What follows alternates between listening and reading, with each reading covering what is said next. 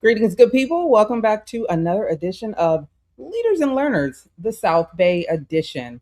Listen, we are here today to talk about the South Bay and some very cool and maybe some uncool things that are going on in Redondo Beach. We talk about what's really happening in our cities, not just what makes a flyer or a headline. I'm Tanya McKenzie, and this is my guy, Paul Moses, who is an expert in all things South Bay and art and some other things. He's pretty amazing. But the power, the policies, and the narrative shaping our community right now, from the King Harbor sign and the police contract to the Redondo Beach Police Association, the Artesia Art Corridor, and the current state of the Galleria.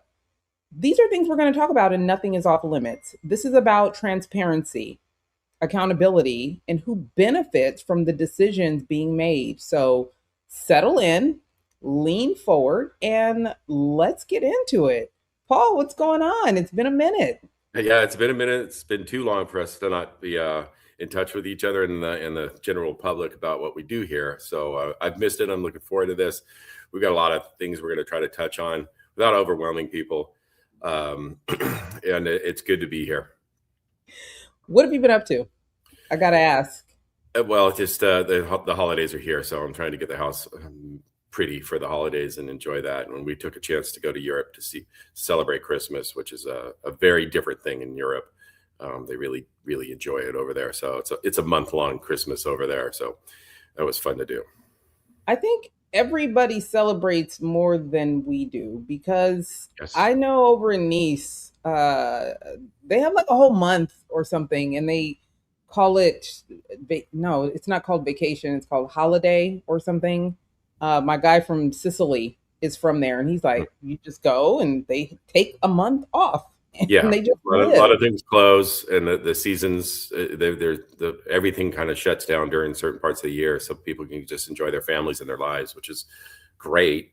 And then the Christmas markets start opening, and the Christmas markets, we don't have them here, but almost all major cities in Europe, especially Northern and Central Europe, have these Christmas markets that are usually in front of cathedrals and places like that, and city centers, which are basically just little open air markets of people, selling Christmas ornaments and mulled wine and little cooked food and things like that. And they're basically just great civic engagement areas. All right. We always seek out the large ones are fantastic. And we just went to Munich and to Innsbruck. Those markets are incredible, but the smaller city markets are really cool because you meet people, and they treat it kind of just like happy hour after work. Everybody goes there and they just meet together, and it's out in the air, and they got a big fire, and it's pretty wonderful. So it's third year we've gone over there for Christmas. So it was great. It was great. And yeah, it gets I'm you in not the gonna lie, I'm jealous. I'm jealous. So as much as I've missed you, Yeah. definitely feeling a little jelly right there. Well, And as you guys can see, our lovely Miriam is unavailable. She's on yes. mom duty, and we miss her, but she will be back on our next broadcast. So let's jump into this whole King Harbor sign thing, because I feel like this isn't just about nostalgia. It's about who's deciding what Redondo looks like and why.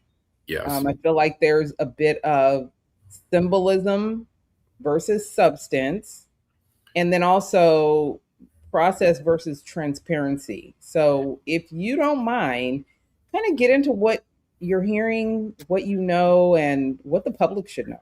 Yeah. This is just one issue that came to my attention, and I did monitor this while I was gone, about how the city is treating people. Hasn't been great. The King Harbor sign had some, every decade it gets maintenance done to it, and the steel frame needs painting and things like that. So that came up on the council's dais, and somebody took advantage of that opportunity to say, well, we're going to redesign it. And so Councilman Obaji posted on his Facebook page, which of the new redesigns do you like? What do you want? And people, and they had to do a couple things to the sign to change what it says on the nomenclature on a banner underneath underneath the arch sign needs to be changed for one kind of commercial reason. But it was all just kind of this false choice that was presented to the public of that the sign needs to be redesigned. It really doesn't. It was never, that was really just a really, corralled people into this idea that we need to do this update with the new logo and new font and all that. I brought up the fact that we don't need to change it all. It's great the way it is. It's historic. It's iconic. They even say it's iconic. And so this post ended up getting a lot of attention from a lot of people. And so but it also got attention from people that are historic groups in Redondo Beach, people that appreciate what's left of our history, and basically native Redondo groups. I can't count myself as a native. I was born in Torrance, but I grew up here. So it was an interesting group of people that came out to defend the King Harbor sign. And they organized, they got an online petition that got 2,000 signatures, and presented all this to the council at one of the meetings when they were talking about what they're going to do to it. And the council summarily just dismissed it all. It was actually just, it kind of put a cherry on top of this sundae of just awfulness of the way they've been treating people lately. They just really wrote these people off, especially the mayor. And I was very surprised about this. And, I'm watching this when I'm over in Europe, that this goes down like that. And this is the same type of activism and organization and petitioning that got Jim Light in the position that he's in. So for him to turn around and tell these people to sit down and shut up was just really just awful. Those aren't his words. Those are words people used to me. They just said, yeah, I just felt like I was utterly ignored, and in emails and there in the council chambers. So right now, it looks like they want to move ahead with this redesign of the King Harbor sign, and I'll tell you a little bit about the history of that. And there's a group of people that are still fighting to maintain the way it is. By the way, King Harbor sign, as it is now, was built in 1968. For all intents and purposes, it hasn't changed significantly since that time. Every update and every kind of maintenance system situation that's gone through has made every effort to make it appear as consistent as possible. They haven't really changed the sign at all. The new redesign, a lot of people think looks really dumb. The font is terrible. It looks like an eye chart. And the little logo in the middle, they want to put the new corporate logo on there. So we can continue. Let's get another question here, but I'll talk a little bit more about that. Their council's reasons for doing this. Well, I'm going to pull it up shortly. So I would love to hear people's thoughts on it, because it is not just something you arbitrarily change. It is literally it is an iconic image when you pull up Redondo Beach. Yes. On any platform. And I would just like to say, we're not even in a moment right now where you can just arbitrarily do things. Like, we're in an AIO moment. Everything is coming up through AI searches.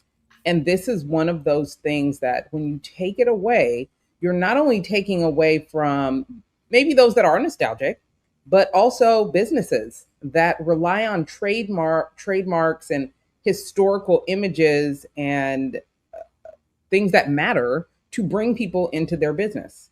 There are legacy businesses here that rely on tradition to bring people here. And sometimes I think people miss that. Like, you're so quick to rebrand or break down what might be old just to put up something new. Listen, Cracker Barrel should let you know, everything ain't about just changing and trying to update all the time. It's okay to stay traditional and keep what works.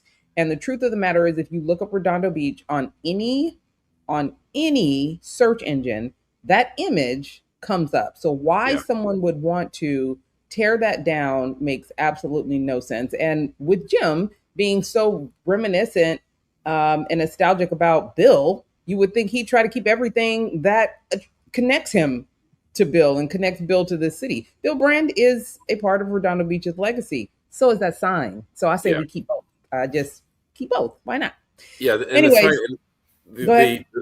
the sign is just, a lot of people notice that sign is really the last bit of Redondo Beach that's from that era. There's Yeah. not a lot that's left. And to tell the public, they're not destroying the entire sign. They want to change all the graphics on it.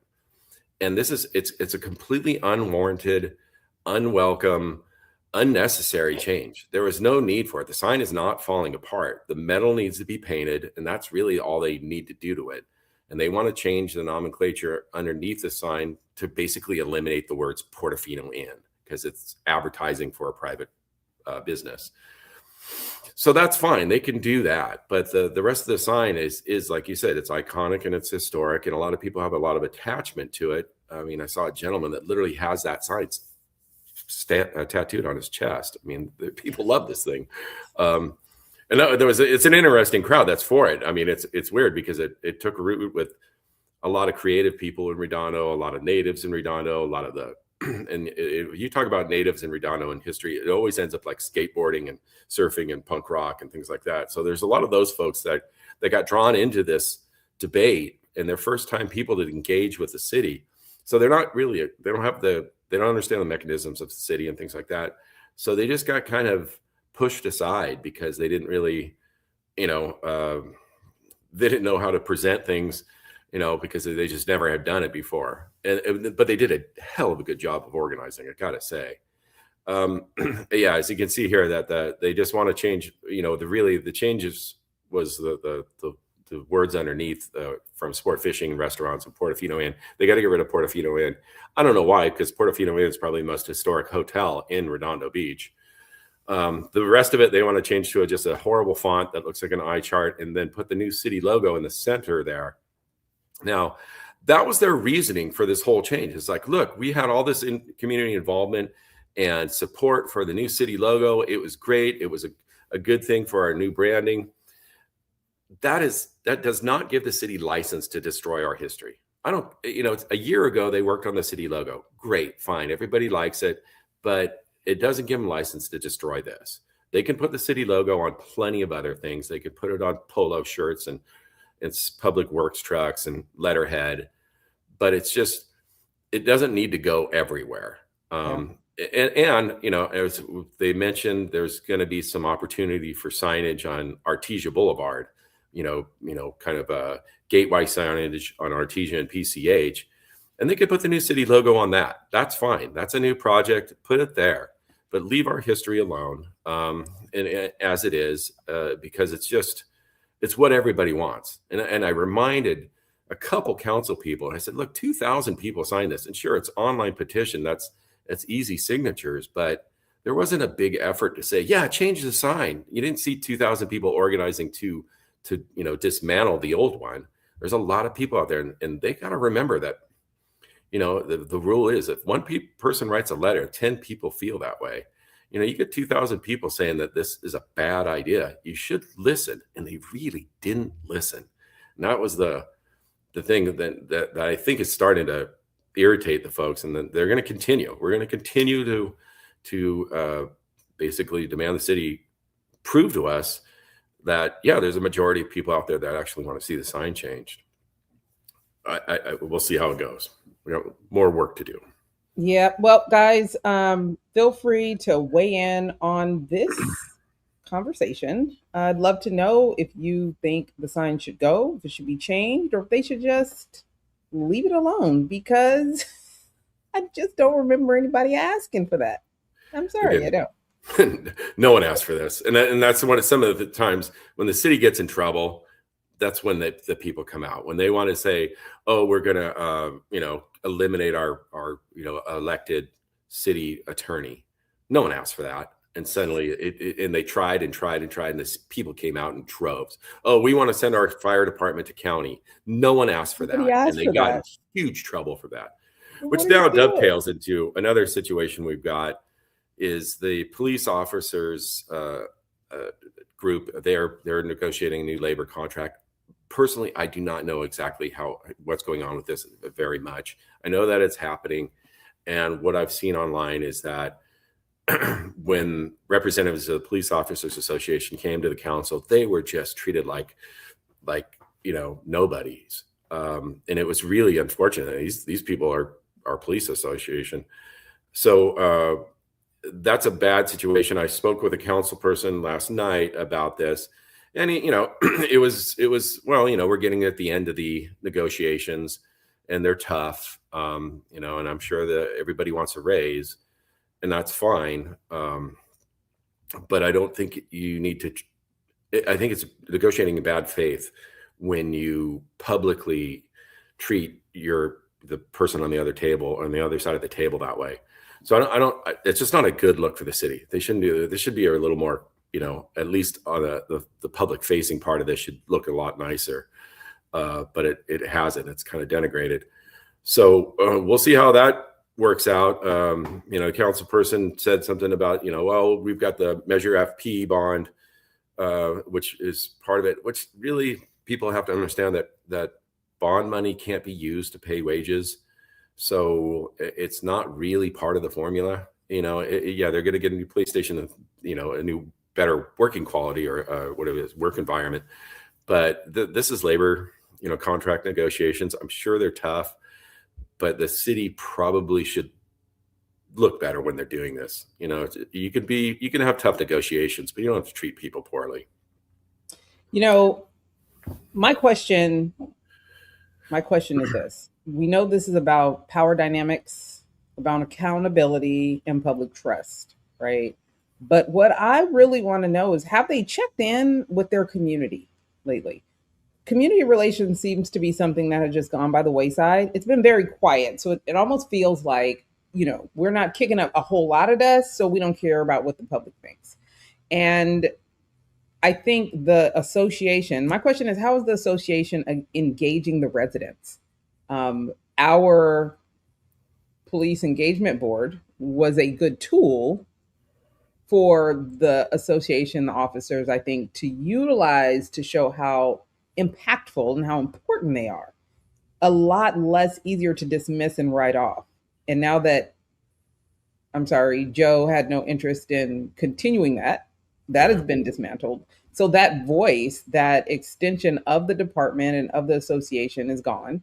I'd love to know if that's something that they would bring back, but I do feel like engaging the community in the conversation is important. And then transparency and messaging around this is important. And it hasn't really happened. When I think the union should speak up so that the public can engage. No?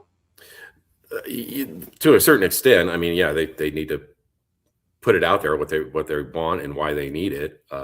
Because when you think about this, but it is labor negotiation, so you have to stand back a certain amount. It would be great to have somebody on from the association, probably after they settle, so they can't, say anything wrong before they get to an agreement. But to say like, okay, this is how did we get here, and how can we do it better next time? Because, like I said, this just isn't a good look at all. It was interesting. I spoke with a former council member. And elected a official of Redondo Beach, and he said that Jim Lights finally got the opportunity to operate government in a vacuum now, and I thought that was like astounding for me to hear. I go, that was never what Jim wanted, and he's seemingly working like that sometimes, and that's just, I don't know, there's a agenda to get things done, and I understand it. You want to focus on it, and when you have power, use power, but you're trampling on a lot of individuals sometimes, and that brings me to another subject down in the harbor is the weekly car show that goes on during the summer. The gentleman that has put that on for 25 years just said, I don't want to do it anymore. The city's become difficult to work with. They're basically now saying, well, you need to pull permits, you need to pay for permitting, and do follow the rules that everybody else follows. Well, after 25 years, I guess that's, I don't know. I don't know if that's fair. I don't think anyone's actually going to pick this up. I don't think it's actually going to continue. That's false, what people say. But that gentleman he walked away very disgruntled. For somebody that's done that event for 25 years to end on this kind of note, and basically in the Beach Reporter, I think I was reading it, or the Easy Reader, he's just completely just feels like he got screwed. So, and what is it? It's a car show on Friday nights. It's no big deal. I don't know if the revenue is generated. It does things for the city, but it just seemed like and he said that the dynamic changed when Ruby's basically closed, and things started changing back then. But he was doing this during the pandemic, and it was one of the few things, or when the pandemic was starting to subside. So it was one of the things that kind of introduced people back to going to the harbor, and now that's gone. So again, you've got a person walking away from the situation with the city very unhappy, and that's just not a very good thing. So excuse me, I've got a cold, or I'm getting a little cold, so I don't feel all that great. Another point, was there anything else on that? Well, the feeling of just wanting to walk away from something that you've been fighting for is crazy to me. So I don't know. I guess I wanted to know from you, what do you think the tipping point was? For all these people? Well, I mean, the police officers, they're not walking away. The people with the King Harbor sign were very, King Harbor, yeah. They felt terrible when the meeting went down, and they said, well, we're just going to go ahead and, update the sign. Screw you guys. Yeah, they were a pretty disheartened group. But the thing is I'm trying to rally them to say, look, it doesn't work like that. It's not over. There's other ways we can make this continue to get attention and have the council reconsider it. Because remember, the King Harbor sign is a completely project of choice.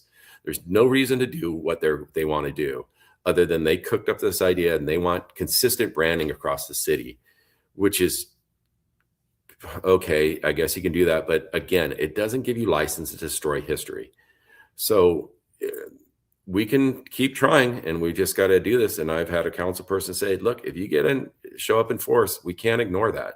Show up to the meetings, go to the district meetings, write emails, and keep trying. I spoke to a woman last night who got a terrible, reply from the mayor about this sign, and she's still there. She's going to keep trying. I said, yeah, don't give up. We'll keep this, and we'll draw some more attention to it, and who knows how it'll shake out. But you just don't quit after the first battle if you don't win. I mean, you got to keep trying. And believe me, you and I know those situations, and the city moves like molasses, and that works to your advantage sometimes, because you can just keep hammering them, and you can keep bringing it to the attention of the city or to the public, and galvanizing support around it from others that don't really know what's going on. Exactly. So I did want to ask you, we didn't get into this when we were talking about the association, but Joe leaving, what did you think about that? Yeah, I heard he just had his retirement, I guess, 2 nights ago. He was involved. He'd been around for a long time. So although he replaced Kaufman maybe 4 or 5 years ago, I think it's fine. It's an interesting situation where the police chief is selected by the city manager. Mm-hmm. The city, the council they kind of approve it, I guess. So but it's not their selection. So it'll be interesting to see who they get. It's a very important position, so we'll see. But they didn't announce things like a short list or who they're talking about, because it's not that type of thing. But we'll see who we get, and I'm sure the pick will be good. It's strange that they're doing this. Not strange, but it's probably not great for the labor negotiations to be changing chiefs at the same time, because if they bring in a chief that they think is working with the city too much because he wanted to get the gig. I don't know. That's just ugly speculation on my part, but the choice is going to be important, and it's probably the most important position in the city. Yeah, I thought the timing was interesting. I'm not trying to read too much into it, but I just thought it was. It's just coincidence, but it's not a great coincidence. But such is life. I'm sure Mike Wazanski, who is our city manager, is going to make a good choice. And you wish people like that all the success in the world. I want a great and successful police chief, because that does just pays dividends to the city. and to the residents. And I don't know if Mike is listening or if he will hear this, but I would love a chief that is interested in community policing because I do think it was very beneficial, especially to North Redondo, to have an extension of the police department right here in our community. Yes, we are the community. I understand that that is the police mission and motto, but at the same time, being a part of what was going on, it helped with things like when there was a shooting, a police Yeah. shooting on the walk over here, to have people in the community that can say, hey, we're communicating with our department. It's okay. This isn't what you thought it was, or don't jump to conclusions. It allowed for residents to feel like they had some ownership in what was going on in their community. And not having that, I think, is an injustice for our community. So, hey, Mike, And if you're again, listening, like you mentioned, that pays dividends to the community to have that kind of engagement and that kind of transparency. It's well worth the city to do that, and hopefully they will. They have all the they don't have all the resources in the world, but they have all the opportunity in the world to recreate that. And yeah, yeah, it's a great thing because it gets everybody on the same side. it does. Everybody wants law and order. We don't want criminality in our city, so um, reach out and we'll Yeah. help. Yep. Plenty of people are happy to help. 100%. Now, I do want to ask you about something I know you absolutely love, the Artesia Corridor. Yeah, Uh, I mean, I love it because it's a huge opportunity for the city as far as creating an art corridor. And in the last city council meeting, they spoke about the Artesia corridor and the new Artesia, public art plan that they've got up there, that they've started work with. They're paying a consultant to do this out of the public art fund. And it's moving forward. I have all the faith that the consultant they selected is going to do a great job. We're actually getting a pretty darn good value for the amount of money we're spending and the amount of time they have to spend doing this. So it's like $45,000 over 3 years. So that program is the image we show on the screen is actually on Redondo down here in South Redondo, but up on yep, Artesia, they want to there's create. a lot in South Redondo. Yes, but there's a lot of South Redondo, and I had a very direct hand in that because I was on the Public Art Commission that created a lot of this Absolutely. artwork. But all the artwork there on the power plant wall, that is up. That's because of the owner of the power plant decided to just let kids do what they want on the wall, which is great. It's dressed that up. But the Artesia Corridor is this great opportunity for a lot of public art, 3-dimensional and 2-dimensional, and it looks. I know that they want to put, and there was some discussion of the gateway entry signs. I think those ought to just be city signs. The artists should not get involved with those type of things because it's just not there's better art opportunities than, hey, can you dress up our city sign? So I don't like that idea. And they can put the new logo on those gateway entry signs. But there's intersections, and I hope that the big vision was like, oh, it could be like El Paseo down there in Palm Desert. These great art walks, and it's moving forward. It's good, and there's money for it. It should be.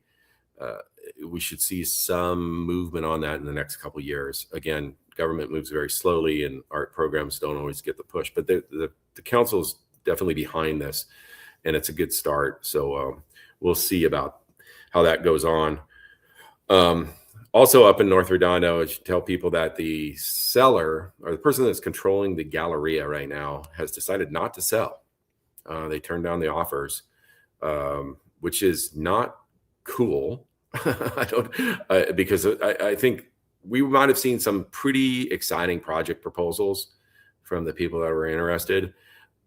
I don't know their reasons. My guess is that they're waiting for the state Supreme Court to rule on Redondo's housing element, which could be just huge change if the state rules against Redondo, and we could go from 650 units at the Galleria to 10,000.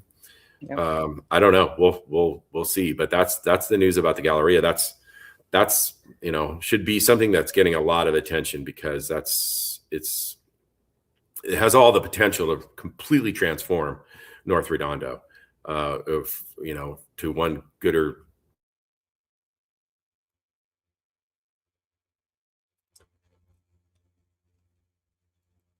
Are you there? Oh, okay. I think you stalled out a little. One of the reasons that I was showing you guys all the art is because this is Paul's lane.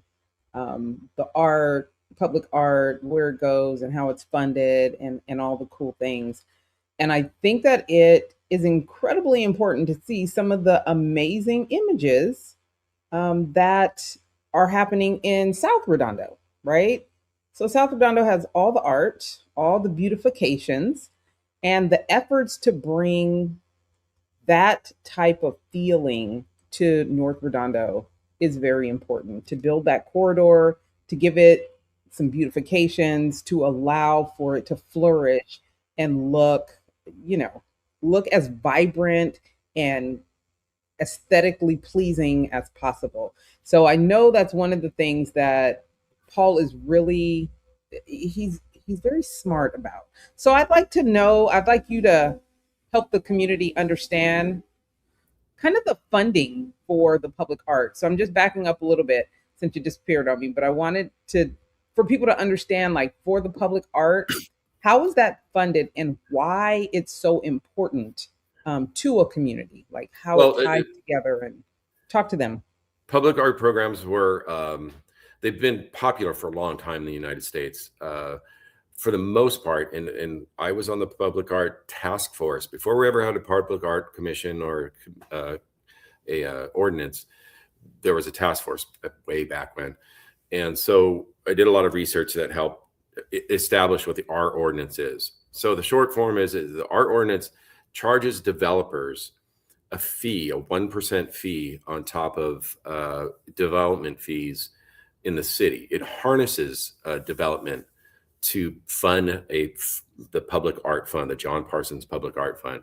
We have a very, very, very strong ordinance. It was written by Mayor Steve Aspel.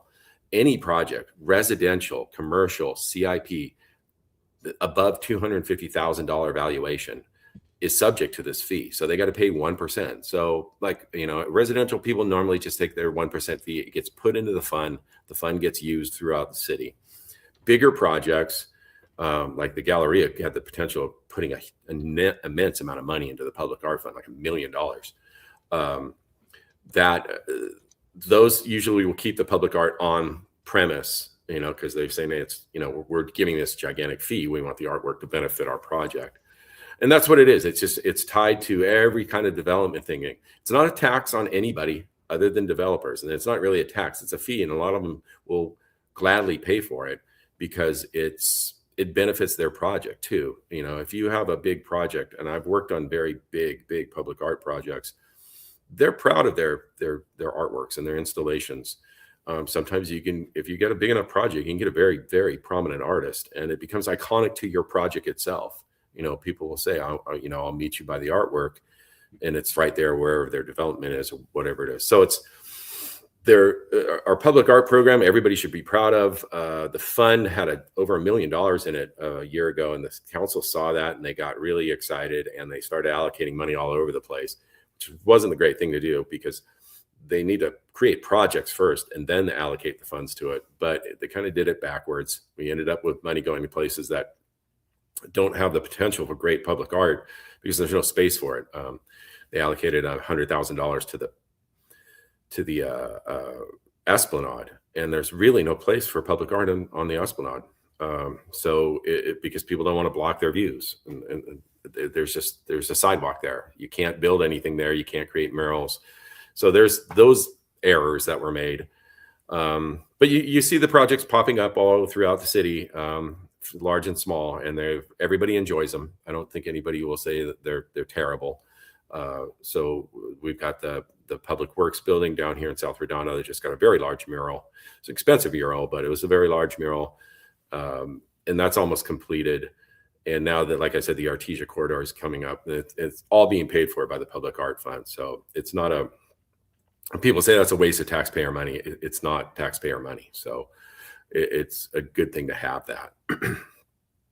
Very good. Thank you for sharing that. And again, Paul's your guy if you want to know about public art. He knows the ins and outs and understands how to make it happen. So yeah, I've created projects all the way from Key West to Lansing, Michigan to we did a very, very large artwork in San Diego. A very prominent artist named Jenny Halser.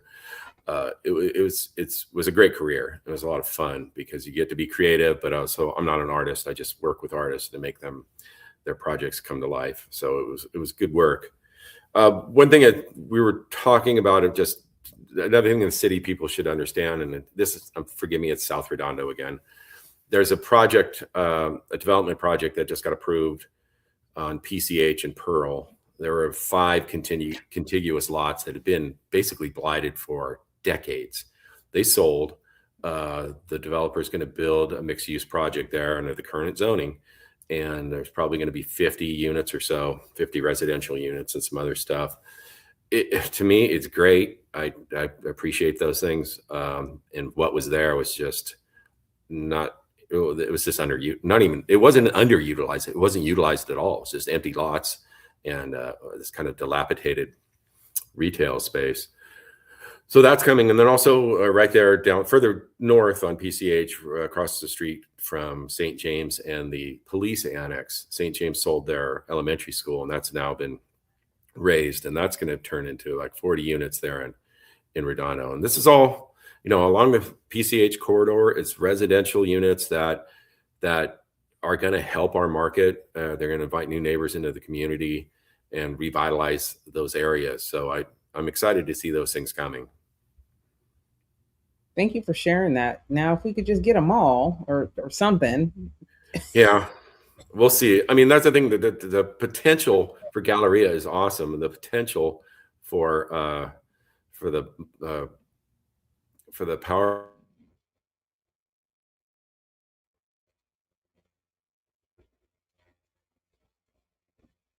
I think we lost him. Hopefully he'll be back. But I do want to thank you all for showing up today. Much appreciated. It's been a minute. Everybody has so much going on, but good stuff. Please take a moment to kind of catch up on what's going on in the city and let us know if there's something you want us to cover. We just wanted to wake you back up and let you know we're still here. So that's today's conversation. But we will be back. Leaders and Learners South Bay will be back twice a month. So make sure that you tune in. So make sure you subscribe, make sure you share so that the other residents will know what's going on. We'll also be covering things from other South Bay cities, but we will be back twice a month to talk about what's going on in the South Bay. We're going to talk real conversation, accountability, and zero spin. If there's an issue you want unpacked, a decision that needs daylight, or a narrative that feels a little too convenient for one side over the other, drop it in the comments and know that we're here. You can ask questions. Let us know your thoughts. We are always here to be a voice and to have those uncomfortable conversations. I think all of that is important. Paul, what are your thoughts before we get out of here? I think I lost him again.